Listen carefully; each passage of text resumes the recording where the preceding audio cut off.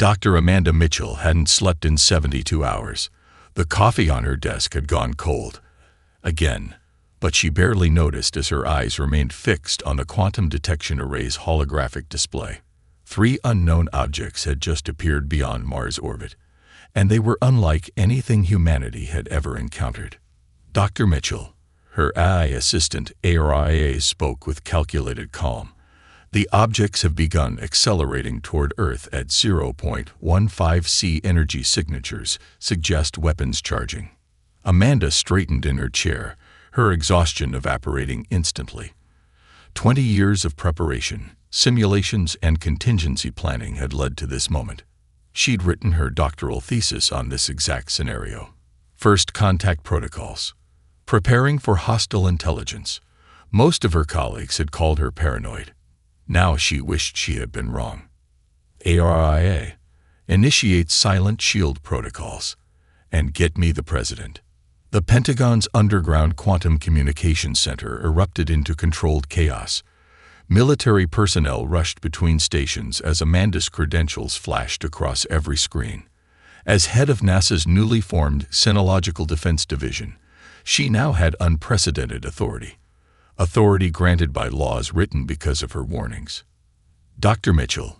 President Garcia's hologram materialized beside her desk. Please tell me this is a drill. Negative, Mr. President. 3 vessels, advanced propulsion, weapon systems hot. They're making no attempt to hide their capabilities. Amanda pulled up the energy readings. Sir, one of those ships could level a continent. Your recommendations. Amanda took a deep breath. They're following the exact pattern I predicted. This is a show of force. They expect us to be primitive and terrified. They want submission without a fight. She allowed herself a grim smile. Let's show them why that was a mistake. Operation Lost Shield is go. The president nodded. God help us all. Amanda's fingers flew across her haptic interface. Throughout the solar system, thousands of quantum-cloaked satellites silently powered up. They were her life's work. Defensive platforms incorporating technology reverse-engineered from a crashed alien probe found in Antarctica 50 years ago. The public still thought it had been a meteor. The alien vessels decelerated as they passed the moon's orbit. A transmission burst from the lead ship, an incomprehensible series of mathematical sequences. They're demanding our surrender, Araya translated. They claim to represent something called the Eternal Empire of the Stars. Amanda opened a channel. Araya, send them the universal greeting we prepared.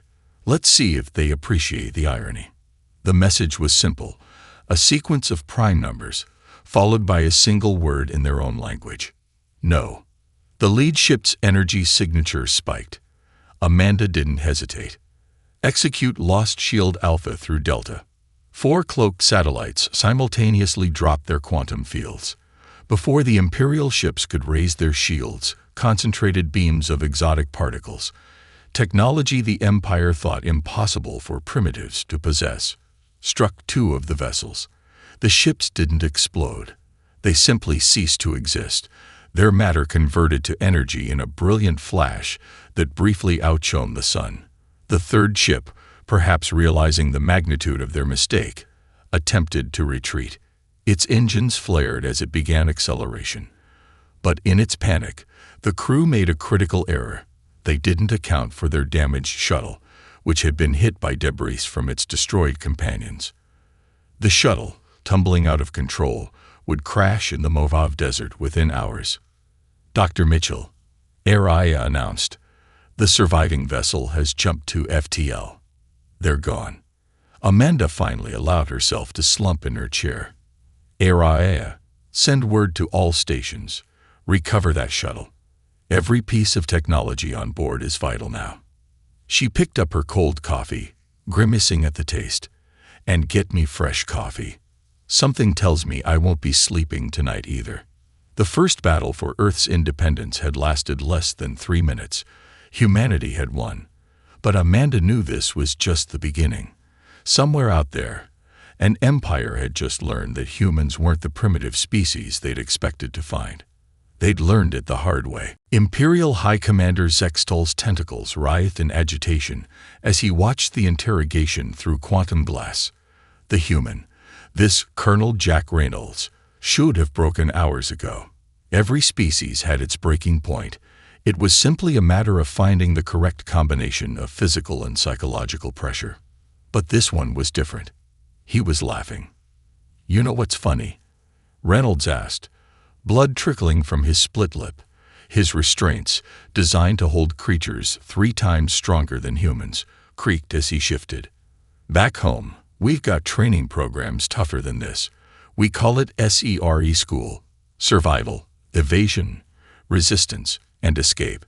Zextol signaled the interrogator to increase the neural stimulation.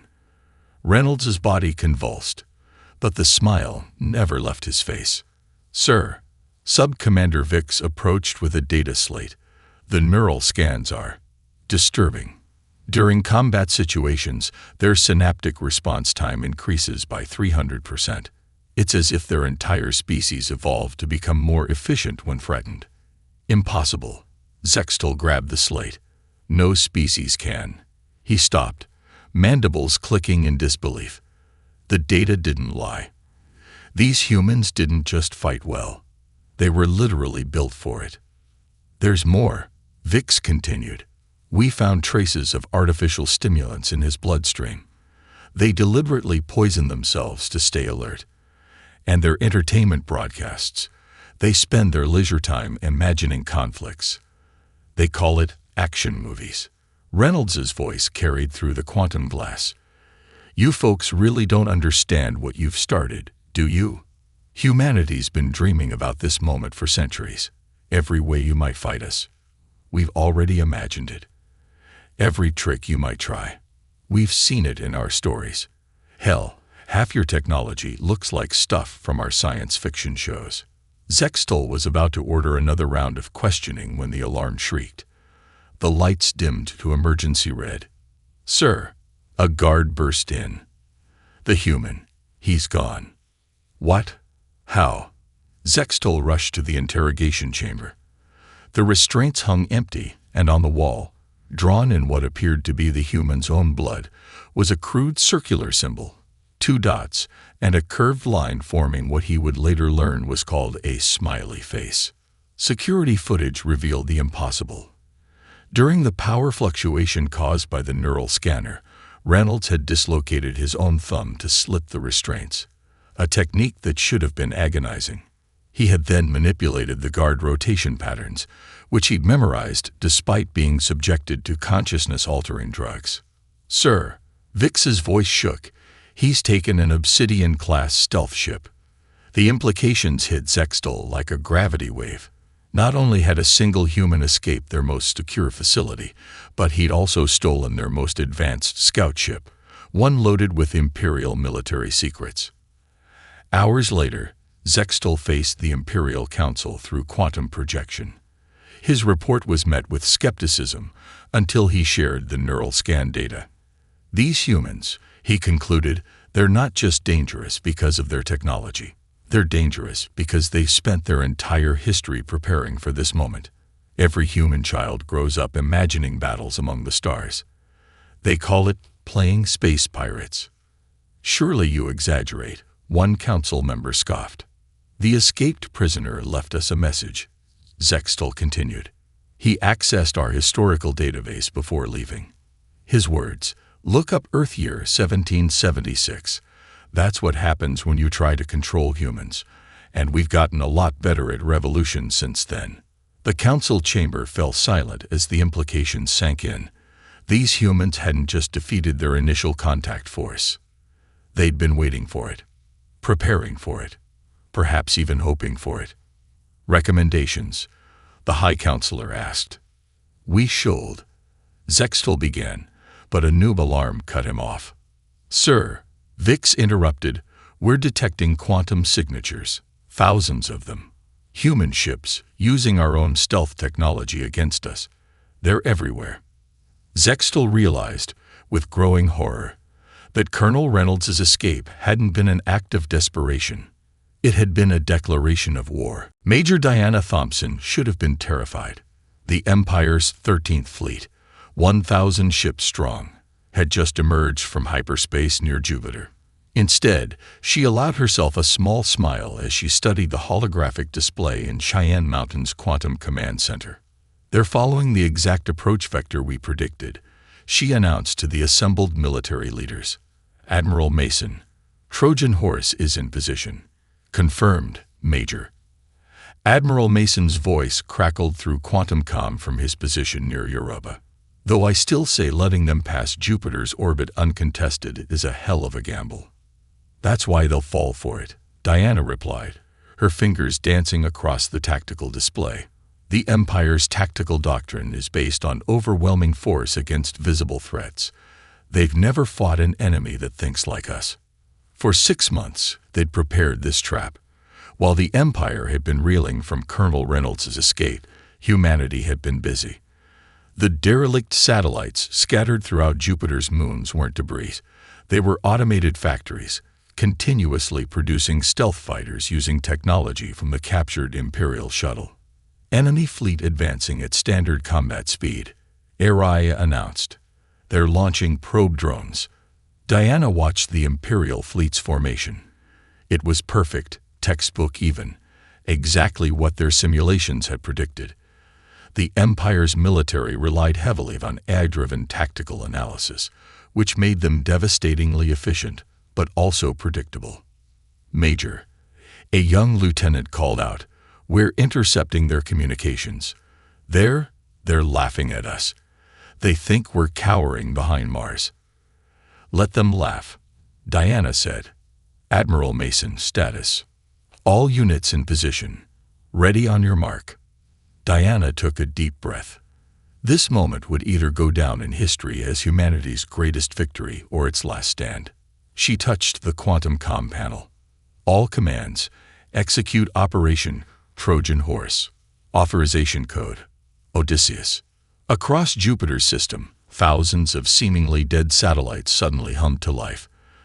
The Empire's fleet found itself surrounded by fighters appearing out of nowhere, using their own stealth technology against them. "My God," the lieutenant whispered. "It's working." The Empire's perfect formation shattered as human fighters struck from impossible angles. Their AI combat systems, programmed to follow logical attack patterns, couldn't predict the seemingly suicidal maneuvers human pilots executed with practiced ease. "Sir," another officer called out, "they're trying to regroup near Ganymede." Diana's smile widened. "Just as planned."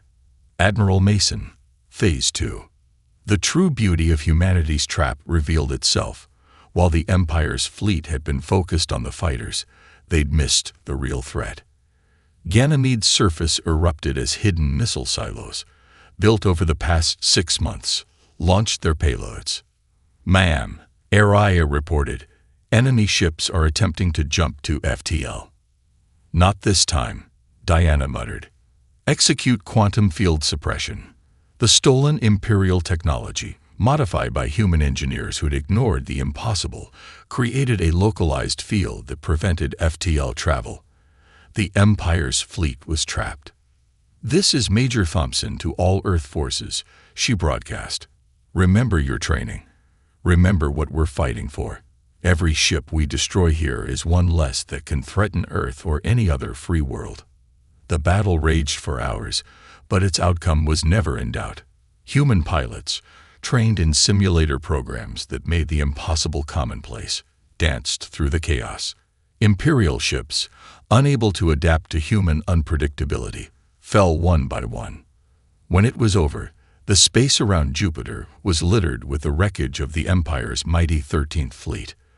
Of the 1,000 ships that had arrived, barely 50 managed to escape when the quantum suppression field finally failed. "Damage report," Diana ordered, her voice hoarse from hours of giving commands. 17 human pilots lost, Araya reported. Enemy casualties, approximately 30,000. 812 ships destroyed or disabled. Diana closed her eyes, saying a silent prayer for the lost pilots. Then she straightened. "Begin recovery operations. I want every piece of salvageable Imperial tech collected." "Ma'am," the lieutenant asked, "what do you think they'll do now?" Diana studied the tactical display, watching the retreating Imperial ships. "They'll do exactly what we want them to do. They'll run home and tell their leaders that humans don't fight like anyone else in the galaxy." She paused. "And that's when the real war begins." The Battle of Jupiter would later be known as humanity's first major victory in the Imperial War. But for Diana Thompson, it was simply proof of what she'd always known. Humanity's greatest strength wasn't its technology or its numbers, but its ability to do the unexpected. The Empire had brought their perfect formations and overwhelming numbers. Humanity had brought imagination and adaptability. It wasn't even a fair fight. Lieutenant James "Crazy" Cooper tried not to think about the fact that he was flying inside a star. The modified heat shields, reversed engineered from Imperial tech and enhanced by human ingenuity, held steady as his squadron skimmed the chromosphere of Proxima Centauri IA's sun. Shield integrity at 94%, his co-pilot Dash reported. "The Empire still hasn't detected us. Their sensors can't penetrate the solar interference." "Because they never imagined anyone would be crazy enough to hide in a star," Cooper grinned. Status on the rest of Phoenix Squadron. All 12 ships maintaining formation. Lieutenant Rodriguez reports her crew is getting a nice tan. Cooper chuckled. Gallows humor was a human specialty. Another thing that baffled the Empire. His squadron had been chosen for this mission precisely because they were considered unstable by Imperial psychiatric standards. The Empire's psychological profiles hadn't accounted for the fact that the craziest human pilots were often the best ones. "Control, this is Phoenix Lead," Cooper transmitted through the quantum comm. "We are in position. Operation Solar Flare is go." "Confirmed, Phoenix Lead." Dr. Mitchell's voice came through. "You have authorization to proceed. Remember, minimal civilian casualties. We're not them." Cooper's squadron emerged from the star's corona like ancient demons from hell, their ship's heat shields glowing white-hot. The Empire's planetary defense grid, designed to detect threats from space, never saw them coming from the sun itself. "Target the military installations only," Cooper ordered as his squadron split into pre-planned attack vectors. Dash, activate the EMPs. The electromagnetic pulse weapons, another human innovation, disabled the Imperial defense systems without harming civilian infrastructure. Empire soldiers watched helplessly as their supposedly impregnable fortress fell to 12 ships that, according to their tactical doctrine, shouldn't even exist. "Sir," Rodriguez called out, "Imperial civilians are broadcasting on all frequencies. They're asking for our help." Cooper switched to the civilian channels. Thousands of voices, not just from the conquered species, but from Imperial citizens themselves, were reaching out. They'd heard about how humans treated prisoners, how they protected civilian populations even during attacks. It went against everything Imperial propaganda had told them about the savage humans. "Phoenix Squadron, new objective," Cooper decided. "Broadcast the message." Every ship in his squadron began transmitting the carefully prepared speech, translated into all known Imperial languages. "People of the Empire, we are not here to conquer. We are not here for revenge. We are here to free you. Your military installations have been disabled, but your cities, your homes, your families are safe. This is how humanity fights, not for dominion, but for freedom." The response was immediate.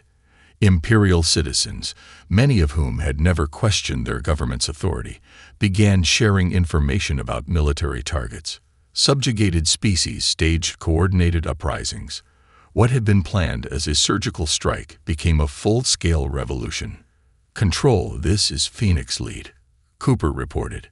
"You're not going to believe this, but we just took an Imperial core world with 12 ships and 0, I repeat, 0, civilian casualties." "Outstanding work, Lieutenant," Dr. Mitchell replied. "But we're detecting Imperial reinforcements incoming. Time to implement Phase 2. Cooper smiled. Phase 2 was his favorite part. As the Imperial reinforcement fleet arrived, they found their core world's defense grid not only operational again, but enhanced with human modifications. The same civilians they'd ruled through fear now manned those defenses, guided by Phoenix Squadron. "Dash," Cooper ordered. "Show them why they call me crazy." His ship accelerated directly toward the Imperial flagship, weaving through energy beams in a maneuver that Imperial AIs classified as 100% fatal. But they hadn't accounted for human reflexes augmented by AI cooperation rather than control. The battle lasted less than an hour. The Empire had sent ships. Humanity had sent heroes. Later, in his mission report, Cooper wrote only one line: "Mission accomplished." Taught them how to free themselves. The Empire had expected humans to seek revenge, to destroy and conquer as they had done for millennia. Instead, they found something far more dangerous, a species that fought to liberate rather than subjugate, to protect rather than destroy. And that terrified them more than any weapon ever could. Marine Sergeant Kate Ghost Anderson crouched in the ventilation shaft of the Imperial capital's propaganda center, watching holographic displays flicker below her.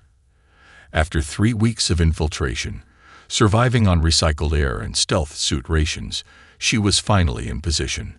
But she wasn't here to destroy. She was here to broadcast.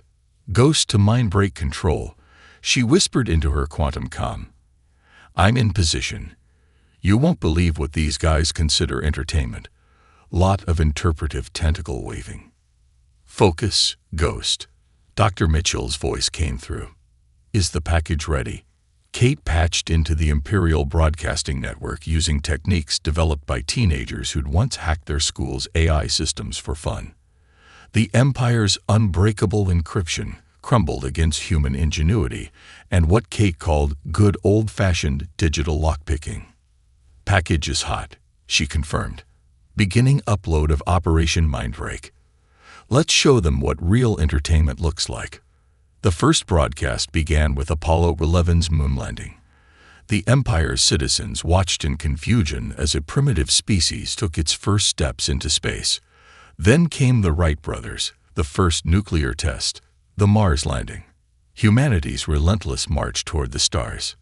Ghost, her AI assistant Wraith warned, Imperial security is attempting to stop the broadcast. "Too late," Kate grinned. "Switch to programming block 2. The displays now showed human disaster films, survival stories, and war movies. Independence Day, Pacific Rim, Edge of Tomorrow. The Empire's analysts watched in horror as they realized humans had spent centuries imagining and preparing for every possible alien encounter. "Ma'am," Wraith reported, "we're detecting unusual brainwave patterns in the Imperial population. They're terrified, but they can't stop watching." Kate switched to the third block, human nature documentaries. Imperial citizens watch humans diving with great white sharks, free climbing impossible cliffs, surviving in the harshest environments. A species that treated deadly challenges as recreational activities. Ghost to control. You should see their faces. They just watched a clip of someone skiing down Everest for fun. I think we broke their threat assessment algorithms. But it was the fourth block that truly shattered the Empire's worldview. Videos of humans risking their lives to save others. Firefighters running into burning buildings, paramedics in war zones, ordinary people forming human chains to rescue strangers from floods. They're starting to understand, Kate reported. The same species that can imagine 1,000 ways to fight them will also die to save a stranger's pet. Their psychologists are having breakdowns trying to categorize us. The final broadcast was her masterstroke. Children's drawings of aliens, thousands of them, showing both fear and wonder, friendship and conflict. The Empire realized that even human children had spent more time thinking about alien encounters than their own species had spent studying other civilizations. "Security forces approaching your position," Wraith warned. "Right on schedule," Kate smiled. She triggered her last upload. Detailed technical specifications for human entertainment systems. Let them find me. Time for the final. When Imperial guards burst in, They found Kate sitting calmly in the control center, watching Earth's cat videos on every screen. "You know what's fascinating?" she asked the guards in perfect Imperial standard. "Humans will spend hours watching baby animals do cute things, then turn around and design weapons that can crack planets. Your psych profiles can't handle that contradiction, can they?" The guards, already shaken by weeks of human broadcasts, hesitated. Their training hadn't prepared them for a captured enemy showing them videos of kittens. Ghost to control. Mission accomplished. And she smiled at the guards. "I think I just made some new fans. You should see their faces watching puppy videos." Kate's capture was the final stroke of psychological warfare. The Empire could handle enemies they could fight. They could handle species they could categorize. But humans would spend years preparing for war while hoping for peace, design planet-killing weapons while rescuing abandoned animals, and treat both mortal combat and entertainment with equal passion. The Empire's Psychological Warfare Division submitted their final report with a single line: "They are beyond our understanding, and that makes them more dangerous than any weapon they possess." Kate was released in a prisoner exchange 3 days later. She left behind a data crystal containing every episode of Cats Do the Funniest Things. Sometimes, she reflected, the best way to break an empire wasn't through force, but through forcing them to understand the species they were fighting. And humans, in all their beautiful contradiction, were impossible to understand without becoming a little bit human yourself. Michael O'Connor never thought his experience teaching high school history would prepare him for galactic revolution.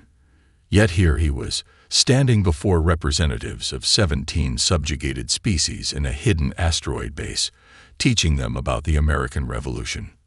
"The British Empire made 3 critical mistakes," he explained, manipulating the holographic display. "They underestimated colonial resolve, failed to understand local tactics, and couldn't maintain supply lines across vast distances." He smiled at his alien audience. "Sound familiar?" The representatives, some humanoid, others decidedly not, watched intently. A Zrixian with crystalline skin raised what passed for a hand. But the Empire's technological superiority was exactly what the British thought they had. Michael interrupted. "But let me show you something." He pulled up footage from Earth's history. Vietnam, Afghanistan, Iraq. Throughout our history, supposedly superior forces have been defeated by determined locals using asymmetric warfare. A reptilian drachnid clicked its teeth thoughtfully. "You're suggesting we adopt human guerrilla tactics. I'm suggesting something better." Michael brought up a new display showing modified Imperial weapons.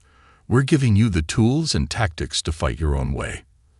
Humanity learned long ago that the best revolutions come from within, not without.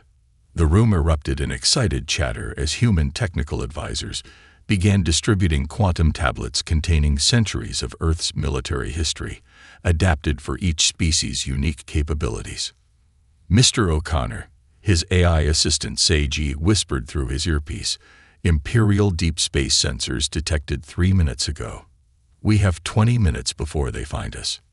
Michael didn't flinch. "Ladies, gentlemen, and others," he announced, "we're about to have a practical demonstration." Everyone remembered the evacuation protocols we practiced. The assembly hall transformed with military precision. What had looked like a classroom became a command center. The representatives, many of whom had been freedom fighters before becoming diplomats, moved with practiced ease. "Just like we rehearsed," Michael encouraged. "Remember Valley Forge."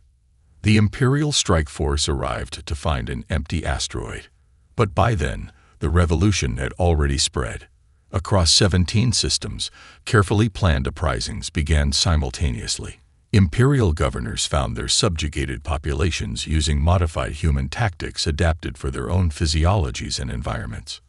"Control, this is Professor," Michael reported from his new location. "Phase 1 complete. The Empire is about to learn why you should never skip history class." Dr. Mitchell's voice crackled through quantum comm. "Confirmed, Professor. How are they adapting to the training?" Michael watched tactical displays showing simultaneous uprisings across Imperial space. The Zrixians were using their crystalline bodies to redirect Imperial energy weapons. Drachnid warriors applied human squad tactics to their natural climbing abilities. Each species took human strategic principles and made them uniquely their own. "Better than we hoped," he replied. "Turns out everyone in the galaxy has been waiting for someone to teach them how to fight back effectively." Imperial response. Exactly as predicted. They're spreading their forces thin, trying to contain multiple rebellions. They still think they're dealing with isolated incidents. Michael checked the quantum feeds. They haven't realized yet that every uprising is coordinated through our network. The Empire had expected to fight humans. Instead, they found themselves facing an unprecedented alliance of species, each applying Earth's military history to their own unique advantages. "Sir," Sage reported, "the Zrixians have taken their capital. The Drachnids have secured their shipyards. The Morax have." The AI paused.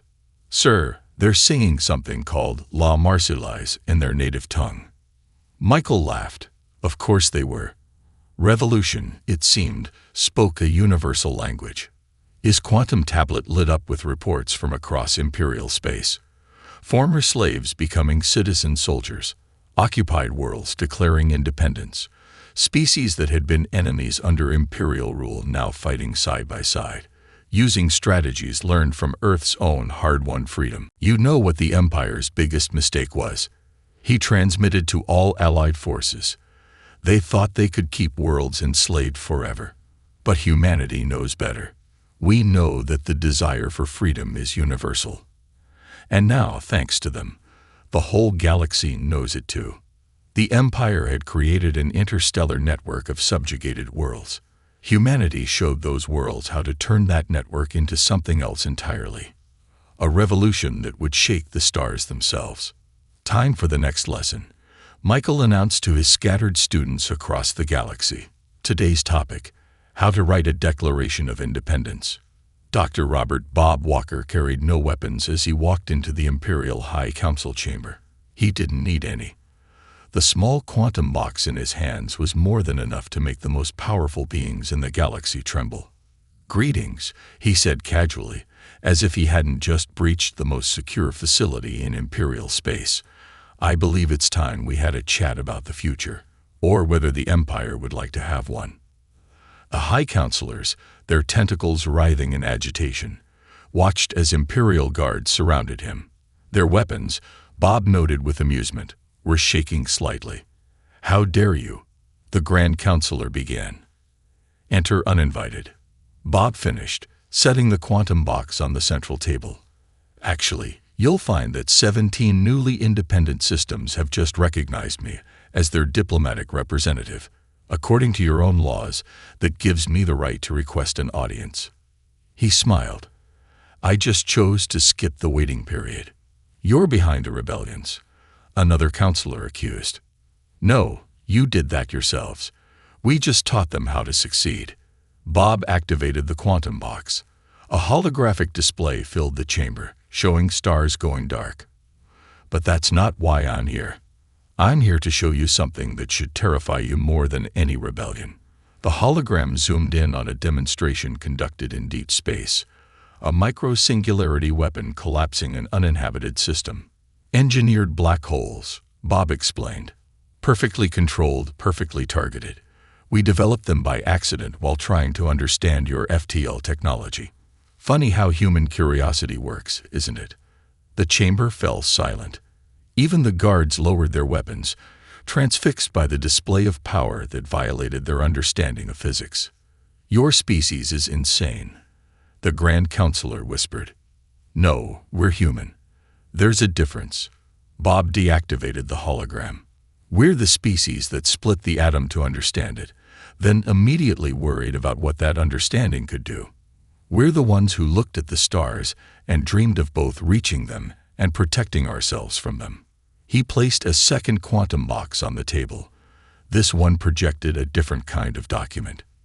"This is our peace proposal. Full independence for any system that wants it. Free trade. Cultural exchange. Scientific cooperation. He paused. We don't want to rule the stars. We never did. We just wanted to explore them. And if we refuse, then 17 free systems, armed with human technology and tactics, will continue dismantling your empire piece by piece. And that's assuming we don't lose patience and use our new toys. Bob's voice hardened. But we'd rather not. Because unlike you, we understand the responsibility that comes with power. Is Quantum calm chirped. Right on schedule. Oh, and you might want to check your long-range sensors, he added. About 30 seconds ago, human ships emerged from hyperspace around every major Imperial world. They're not carrying weapons. They're carrying humanitarian aid for the worlds you've stripped bare. Because that's who we are, the species that will fight you to the death if we must, but would rather help you live. The council chamber erupted in chaos as confirmations flooded in. Human vessels, their weapons powered down, delivering medical supplies and food to Imperial worlds. Former enemies helping current ones. It violated every principle of warfare the Empire understood. You're trying to conquer us with kindness? A counselor asked incredulously. No, Bob replied. We're showing you why you never had a chance to conquer us. Humanity's greatest weapon isn't our technology, our adaptability, or even our capacity for violence. It's our capacity to choose peace even when we have every reason for war. He stood, straightening his simple civilian clothes. You have 48 hours to respond to our proposal. Remember, we're the species that imagined 1,000 ways to destroy ourselves, then worked just as hard to make sure we never would. As he turned to leave, the Grand Counselor called out, What guarantee do we have that you won't use these weapons anyway? Bob smiled. The same guarantee that's prevented us from destroying ourselves. The simple fact that we can imagine the consequences. Your empire is built on control. Ours. He gestured to the humanitarian ships on the displays.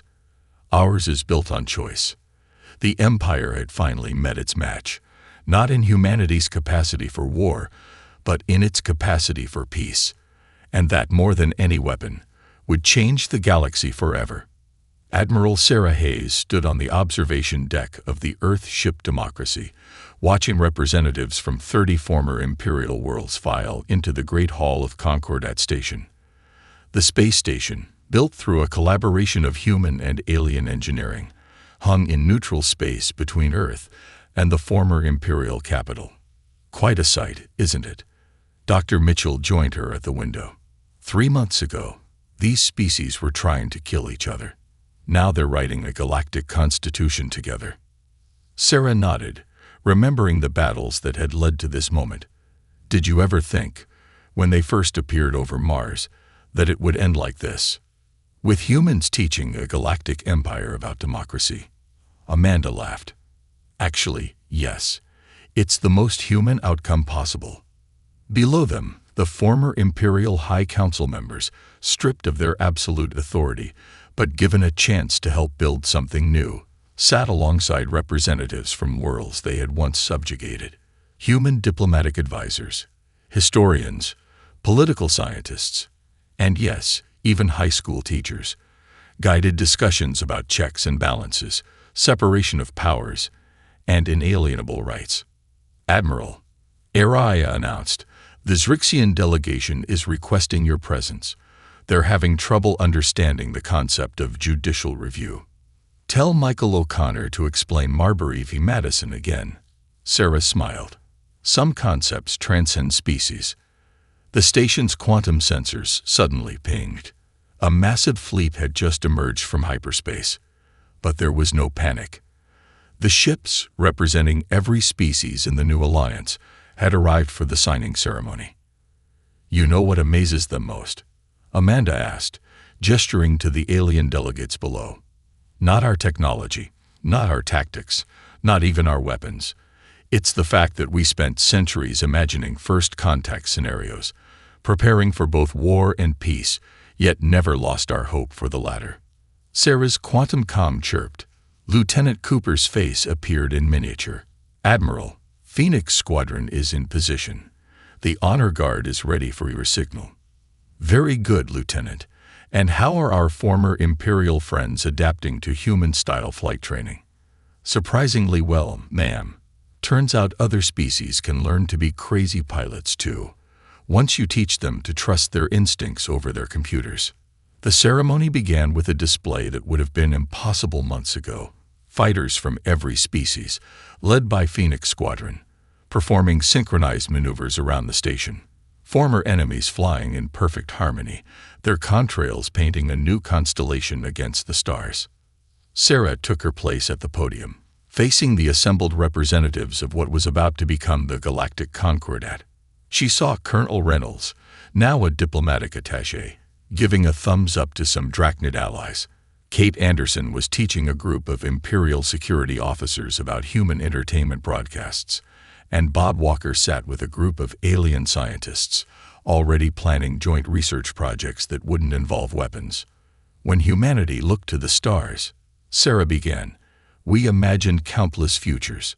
Some were dark, filled with conquest and destruction. Others were bright, promising friendship and discovery. We prepared for both, but we always hoped for the latter. She gestured to the assembled delegates. The Empire thought this was our weakness, our inability to settle on a single path, our habit of imagining every possibility. They didn't understand that this was our greatest strength.